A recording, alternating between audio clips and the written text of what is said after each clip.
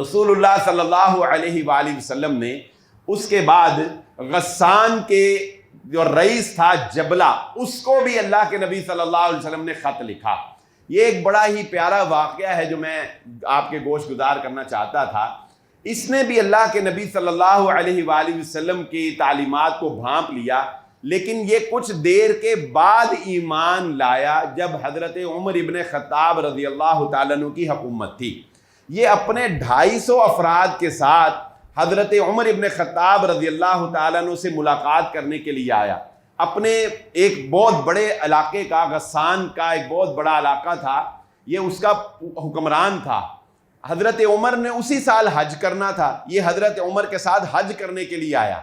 بیت اللہ کا طواف کرتے ہوئے اس کی چادر پر ایک عام مسلمان کا پاؤں آ گیا۔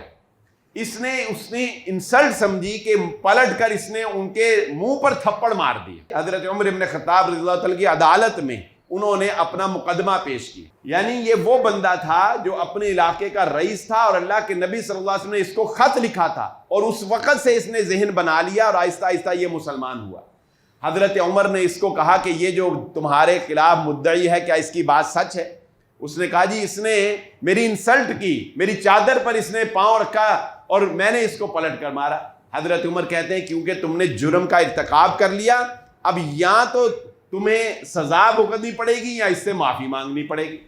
اس نے کہا یہ بندہ، اس سے میں معافی مانگوں؟ اچھا، اس نے کہا سزا کیا ہے؟ حضرت عمر نے کہا سزا یہ ہے کہ جیسے تم نے اس کو تھپڑ مارا، یہ تمہیں تھپڑ مارے گا۔ تو وہ کہنے لگا کہ میں ایسے دین کو قبول نہیں کرتا جو میری شان و شوکت میں کمی واقع کرتا۔ میں تو اسلام اس لیے قبول کیا تھا کہ میری شان برقرار رہے، میرا تکبر اور انا برقرار رہے۔ حضرت عمر رضی اللہ تعالیٰ نے کہا یہ کھڑے کھڑے فیصلہ ہونا ہے، میں تجھے یہاں سے ہلنے نہیں دوں گا، یہ تھپڑ مارے گا تو تیری جان چھوٹے گی، ہاں اس کو کیا یہ تجھے مہلت دے دے، یہ تجھے تھوڑی سی مہلت دے دے، وہ بھی اس نے ہی دینی ہے۔ تو اس نے پھر اس وقت اس اپنے مدعی سے ریکویسٹ کی کہ مجھے تھوڑی سوچنے کا موقع دو، تو اس نے اس کو مہلت دے دی، اور پھر رات کے وقت جب سب سو گئے تو یہ وہاں سے مدینہ سے فرار ہو گیا، اور اس کے بعد جا کے اس نے اسلام چھوڑ دیا اور عیسائیت کو قبول کر لیا۔